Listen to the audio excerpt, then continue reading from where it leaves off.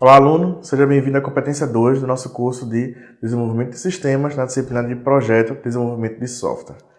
Vimos na competência passada o que seria um processo de desenvolvimento, qual a sua finalidade, quais são as suas etapas de forma bem genérica e qual o objetivo, que é produzir um software com qualidade. Nessa competência, vamos trabalhar o conceito de qualidade.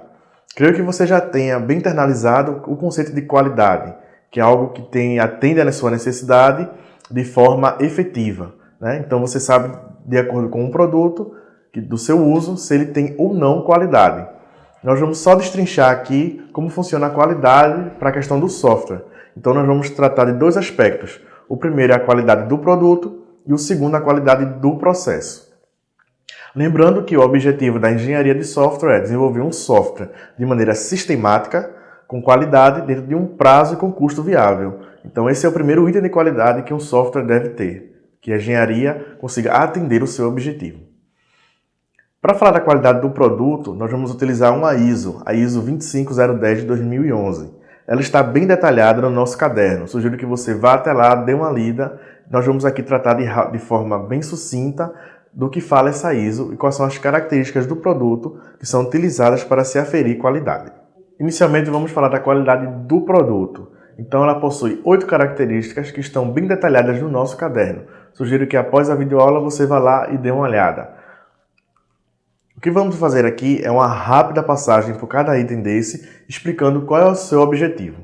Iniciamos pela adequação funcional. Ela vai medir o grau das funções disponibilizadas por um serviço, por um sistema, e se essas funcionalidades atendem às necessidades a que foram propostas sob condições específicas. Então imagine um aplicativo de banco, se você consegue realizar as operações que foram propostas por eles, como por exemplo, verificar o seu saldo, fazer uma transferência ou pagar uma conta. A segunda característica é a confiabilidade. Então todo software deve ser confiável, ou seja, ele deve ter um comportamento de acordo com o esperado ao longo do tempo. Ele não deve executar atividades a que não foi proposto ou ao longo do tempo mudar o seu comportamento. A usabilidade, que é a terceira característica, ela avalia dentro de um sistema os elementos que permitam o usuário entender e utilizar muito bem esse sistema. Então, quando falamos de usabilidade, não falamos só de interfaces bonitas, não é isso. Mas é se ele consegue fazer com que o seu usuário realize as atividades propostas de forma fluida. Temos também, dentro de usabilidade, as questões de acessibilidade. Então, pessoas com necessidades especiais devem também ter a possibilidade de usar o seu sistema sem que se prejudique ou sem que deixe de realizar alguma atividade. Usabilidade vai ser tratada de forma mais aplicada em outra disciplina no módulo seguinte. O quarto item é a eficiência de desempenho. Essa característica vai avaliar o quão bem os recursos de tempo e espaço são utilizados. Então, o seu produto, o seu sistema, ele não pode consumir todos os recursos de onde ele está instalado. Então, imagine um computador. Então, eu não posso, ao abrir um aplicativo desenvolvido por você, ele consumir toda a minha memória. Ou um aplicativo de celular, ele não pode travar o meu celular ao abrir. Então, ele precisa utilizar bem os recursos disponíveis para que ele consiga executar de forma eficiente. Segurança é o nosso quinto item. Esta característica avalia se as funcionalidades e os dados são protegidos com acesso apenas a quem deve ter. Por exemplo, eu só posso acessar a minha área de rede social através do meu login e senha. Então, outra pessoa não pode acessar no meu lugar. Então, isso é questão de segurança. A compatibilidade avalia se sistemas, ou componentes de um sistema, eles conseguem interagir entre si. Então, imagine, por exemplo, hardware e software, certo? No ambiente compartilhado. O seu sistema consegue interagir dentro de um hardware, seja ele um hardware de dispositivo móvel ou um hardware de desktop, de forma fluida. Essa característica avalia esse item. Capacidade de manutenção. Avalia se um software ele consegue permitir mudanças, ou correção de erros sem prejudicar o funcionamento do sistema. Ele avalia a facilidade de se realizar essas atividades dentro de um processo. Como vimos, dentro de um processo temos a evolução do sistema, que seria a geração de novos requisitos ou a correção de erros existentes. Então, esse processo não pode atrapalhar o funcionamento de coisas que já funcionavam anteriormente. Por último, a portabilidade. A portabilidade varia em que grau um sistema ou um software ele pode ser transferido para outro ambiente. Então imagine, por exemplo, um sistema que roda no navegador, ele pode ser utilizado num celular ou num ou no desktop. Então, no desktop eu vou utilizar um navegador que vai ter uma resolução específica para aquele tipo de componente. No celular também, ele vai ter uma resolução específica para aquele tipo de componente. Então, o software ele tem que ser portável, ele tem que rodar em diversos ambientes da mesma forma, sem prejudicar o funcionamento ou a utilização pelo seu usuário. A segunda classe de características que nós vamos avaliar são as características de uso, certo? Diferente das características do produto, que são avaliadas no ambiente de desenvolvimento, as características de uso são avaliadas pelo seu usuário no ambiente final, pelo seu usuário de fato. Elas são mais simples, são apenas 5 características. Igualmente, as primeiras elas estão bem detalhadas no nosso caderno. Nós vamos aqui explicar de forma sucinta como se aplica a cada uma. A primeira qualidade do produto no seu uso é a efetividade. Então, ela avalia se o sistema consegue auxiliar o usuário a atingir os seus objetivos de forma correta, se ela é efetiva no seu funcionamento. A segunda é a eficiência. Ela vai avaliar a relação de investimento feita pelo cliente ao retorno proporcionado pelo sistema. Então, ela pode ser medida através de um retorno financeiro ou simplesmente pelo fato de resolver um problema de um cliente. Eu investi num sistema, num aplicativo, e quero saber se ele me ajuda a resolver o meu problema, se ele é eficiente na resolução do meu problema. O terceiro item é a satisfação. Então, ela vai avaliar o grau de satisfação do usuário em relação ao seu produto. O quarto item é o uso sem riscos. Ela verifica se o sistema atende os níveis de segurança relativos à pessoa, negócios e ambiente. Vimos que segurança também é um item do produto, ou seja, ele vai avaliar se apenas pessoas autorizadas conseguem utilizar aquele aplicativo, dependendo de áreas que trabalhem com login, uso de senha, acesso a dados. Então, tudo isso é verificado se eu consigo utilizar esse sistema sem que tenha riscos às minhas informações. E por último, a cobertura de contexto. Ela vai avaliar o grau de uso do sistema de forma efetiva, eficiente, sem riscos e com satisfação nos diversos contextos a que foi proposto. Então vamos avaliar se dentro desse contexto ele atende aos 4 primeiros itens dentro de um grau aceitável. Vamos agora entender o que é a qualidade do processo. Lembrando que o processo são as atividades que levam ao desenvolvimento de um sistema, como vimos na competência 1.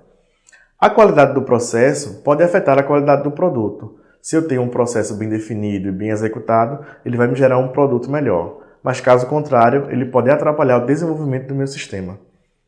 Então, a melhoria do processo pode auxiliar a também ter um produto com maior qualidade. Para avaliar a qualidade do processo, nós temos o que chamamos de modelo de maturidade. Os modelos de maturidade, eles visam avaliar um processo de desenvolvimento dentro do que se propõe a fazer e dentro de suas etapas. O objetivo de um modelo de maturidade é medir a maturidade do processo no nível atual e que níveis de maturidade ele pode alcançar para frente e que erros podem ser eliminados. Nós vamos entender usando 2 modelos de maturidade que são os mais utilizados dentro desse processo de qualidade. O primeiro é o CMMI. A sua origem e todo o seu funcionamento bem detalhado também está no nosso caderno. O que nós vamos explicar aqui na figura que você está vendo agora são as etapas e o que se pretende realizar em cada etapa. Então imagine que você tem um processo de desenvolvimento de software daqueles que vimos na aula passada, qualquer um deles. Um modelo de maturidade visa avaliar o quão bem esse processo é definido, o quão bem ele é executado e o quão bem ele traz o seu resultado. O CMMI ele tem 5 etapas ou 5 níveis de avaliação. Então vamos entender cada um desses níveis como sendo a passagem para um nível maior, também com um modelo de maturidade mais bem executado, mais bem definido.